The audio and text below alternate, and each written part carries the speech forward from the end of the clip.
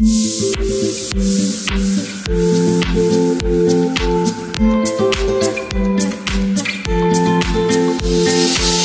êtes toujours nombreux à prendre le rendez-vous de votre émission Au-delà des églises, amis de Miséricordia. Salut à vous et bienvenue sur ce nouveau numéro pour lequel nous sommes allés à la rencontre du Père Étienne Soglo. Bonjour mon père. Bonjour. Je vais vous présenter. Mademoiselle. Maria. Maria. Oui. Je vais vous présenter aux internautes. Je suis le Père Étienne Soglo, 58e année de sacerdoce, le 1er juillet prochain. Et donc dans 2 ans, le jubilé de diamant, si Dieu me l'accorde. Dites-nous mon père, comment est-ce que vous avez eu la vocation d'être prêtre? Je ne peux pas dire le comment. Je constate que j'ai désiré devenir prêtre, certainement en voyant mon curé, le père Louis Bouvier, breton, n'est-ce pas? Qui était un homme sévère et pourtant que moi j'aimais. Bon, il est vrai que moi, les gens sévères ne m'ont jamais fait peur. Et alors donc, j'ai voulu être prêtre et voilà que j'en ai parlé à mon père. Non. Il a dit, papa, si Dieu veut, je serai prêtre. Un beau matin, timidement assis à côté de lui, il m'a dit non. Et ça a été tout, sans dialogue. Et alors j'étais un jour en classe, une après-midi, arrive un prêtre, un missionnaire, qui nous dit quels sont ceux qui veulent être prêtres? Moi, je m'occupe des enfants qui veulent être prêtres. Alors, nous avons levé les mains, un certain nombre. C'était au CE2 en 1942. Et je crois, et alors, ça a été fini. J'ai donné mon nom. Le curé, lui, certainement, a vu mon père. Il n'a plus fait d'opposition. Et puis, il m'a fait mon petit baluchon. J'ai été malade à mourir pendant plus d'1 mois, je crois. En tout cas, très sérieusement malade. Alors, je suis parti.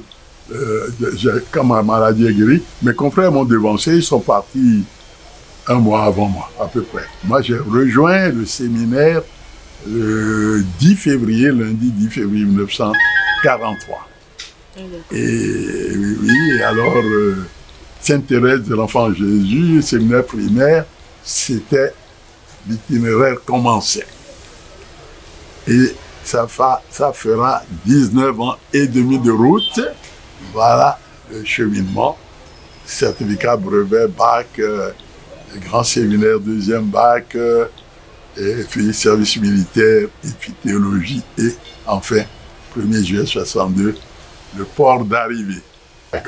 Après votre ordination, est-ce que vous pouvez nous parler brièvement de votre parcours dans le ministère? Oui, alors c'est le collège au pied, tout de suite. Et mon Seigneur Ganti m'a dit, tu iras avec les jeunes et tout. Je suis allé au collège au pied, professeur donc, et préfet de discipline. Et j'étais aumônier d'abord, la première année, étant professeur. Aumônier, et j'aidais à Saint-Jean tous les dimanches, Saint-Jean-Baptiste, pour les messes. Et j'ai fait 4 ans. 4 ans, mon évêque, alors ça a été cette fois-ci, en temps, le diocèse d'Abomey a été fondé. Monseigneur Eboka m'a demandé d'aller ou à Dakar ou à Rome, selon mon choix. J'ai choisi la Bible. Je suis parti à Rome, parce que ça oblige à étudier beaucoup de langues. Alors je suis parti à Rome et j'ai fait 66-69.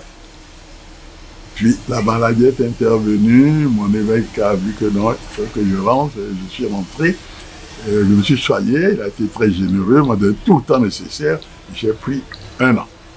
Je me suis soigné, je me suis lancé dans la pharmacopée, à faire la recherche des plantes. Et puis, il m'a fait assumer 1 an de direction des écoles du diocèse, ce que j'ai assumé le plus vaillamment possible. J'en parlerai un jour, d'ici 2 ans si je suis là. Et puis, je suis reparti. Il m'a renvoyé à Rome. Entre-temps, à Rome, j'ai traduit les psaumes en fond, à grande vitesse. Moins de 50 jours, je me suis décidé à ne pas revenir à Rome, partant pour les vacances, ne pas revenir à Rome sans le texte fond des psaumes, ce que j'ai fait en moins de 50 jours. J'avais fait la licence en théologie dès la première année à Rome. C'est la condition pour passer en études bibliques. Il faut avoir la licence de théologie. Donc ça, alors, revenu à Rome, j'ai fait ma licence en Bible et je suis rentré en 73. Professorat au grand séminaire, 6 ans je crois, et puis on me nomme recteur, et professeur et recteur 6 ans, donc 12 ans tout au grand séminaire Saint-Gall. Et puis j'ai pris un an d'année sabbatique, repos quoi, et puis envoyé à Savet comme curé. Curé, j'ai fait 5 ans, 57, entre-temps j'ai fait mes 25 ans Loos Argent, et je suis parti pour Savet après ça, et 5 ans, 92 je crois, l'année du renouveau, je suis parti pour l'Europe parce que malade, à force de faire d'être transporté en 2 roues et puis tout ça, la colonne vertébrale.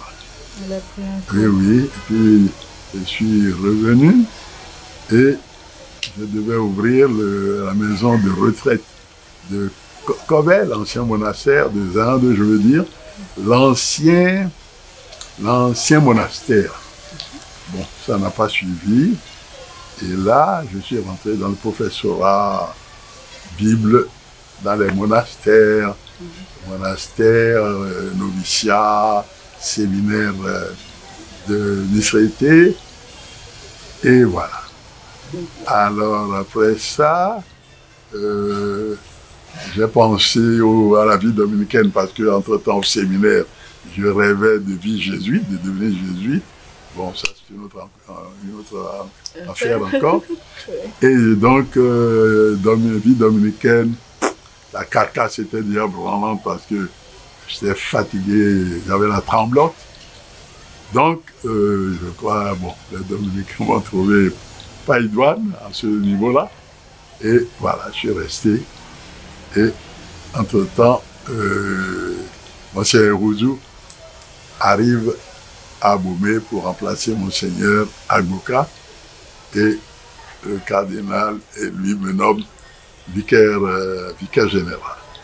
Alors, vicaire général, bon, j'ai assumé ça jusqu'en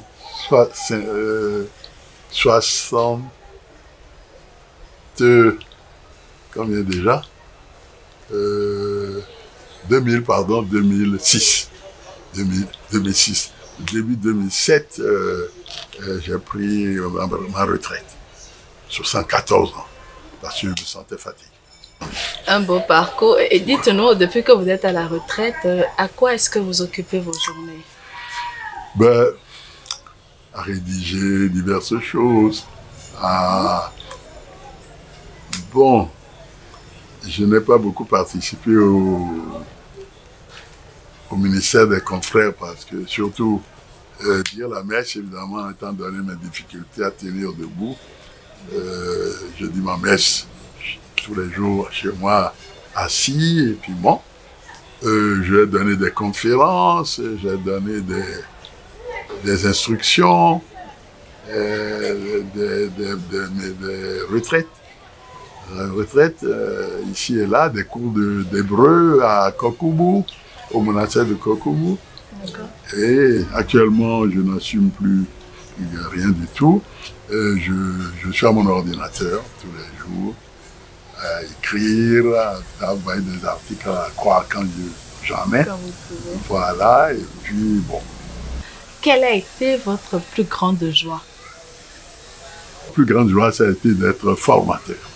Ça a été d'être avec les jeunes au collège au pied, 4 ans, et donc les Carlos Jérôme, les Gérard Kouyami, etc., de hauts cadres, Patrice Ongavou, ancien ambassadeur à l'ONU, etc.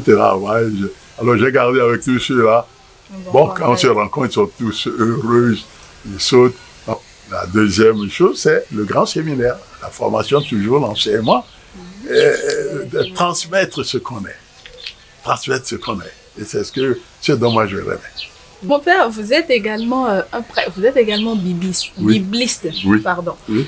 Et donc, dites-nous, quelle place devrait occuper la parole de Dieu dans la vie d'un chrétien? C'est toute la place. La parole de Dieu, moi, voici comment je vois les choses, c'est la parole de Dieu qui nous a suscité à l'être. Que le soleil, que la lumière soit, la lumière fut. Et que ceci soit, cela a été, cela est, cela est, cela est. Faisons l'homme à notre image, c'est-à-dire autant dire que l'homme soit et l'homme fut. Alors, c'est cette même parole maintenant qui nous guide, nous éclaire, nous trace les lignes. Bon, il faudrait parler de l'alliance, du schéma d'alliance. Vous voyez, Dieu se met en alliance avec nous. Alliance, comment dirais-je, personnalisée en Jésus-Christ. Jésus-Christ, alliance vivante de Dieu et de l'homme.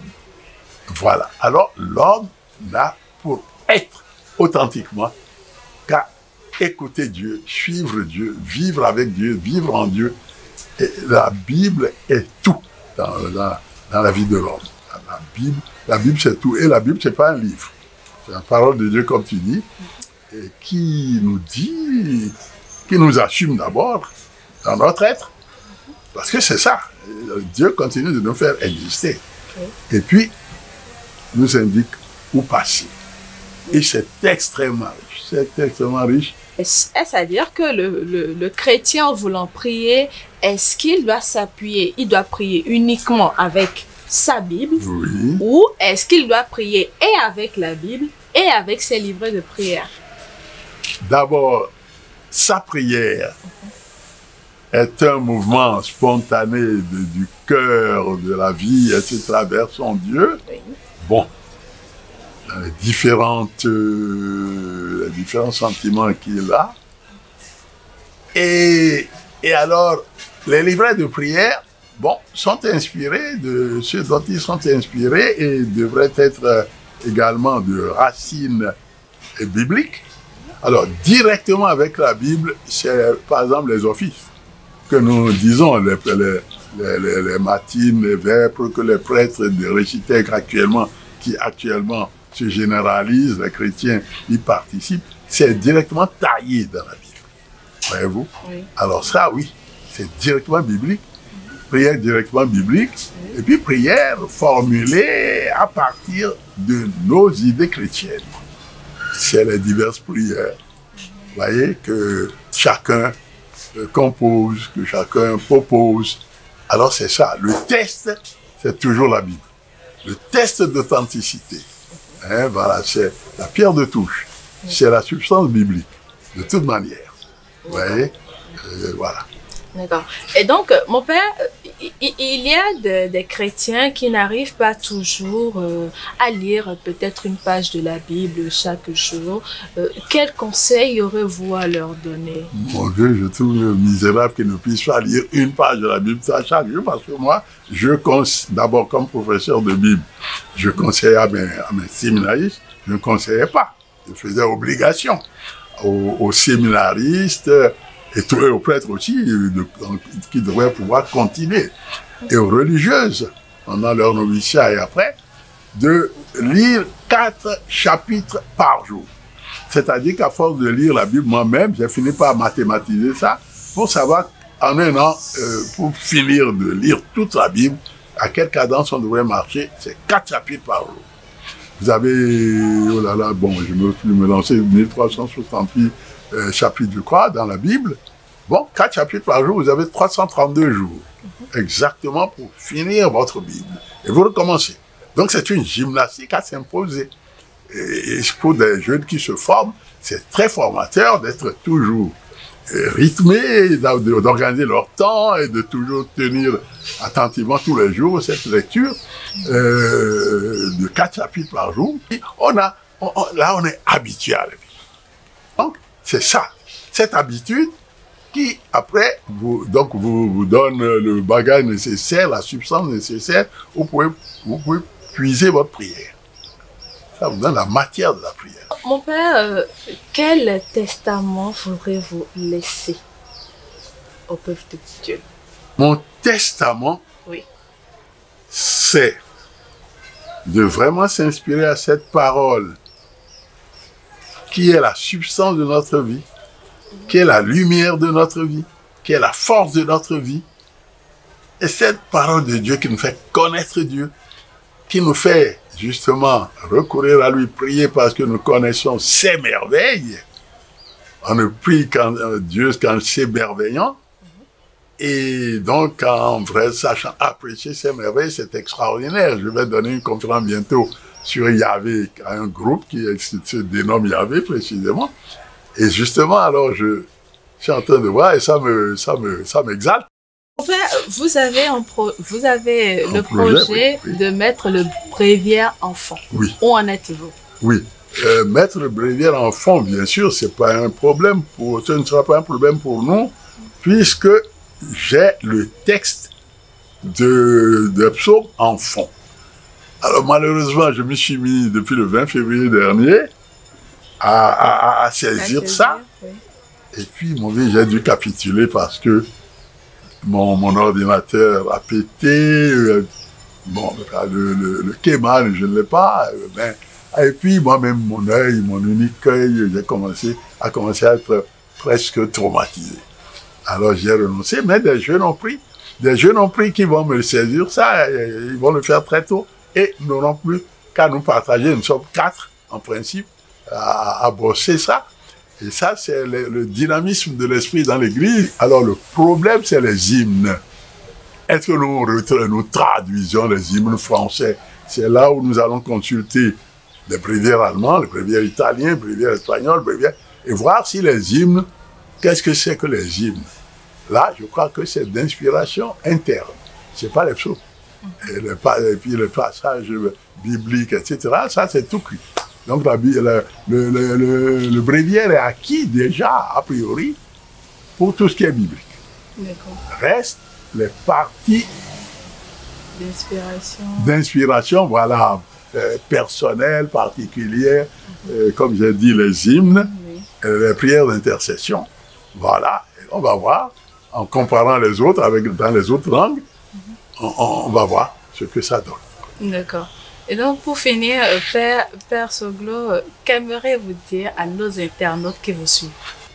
Que les chrétiens soient peuple de Dieu, vivant la loi d'amour, la loi de service, au nom de Dieu, dans le pays se lèvera. Ok, merci mon Père pour votre disponibilité. Merci. Voilà, c'est le ministère qui continue.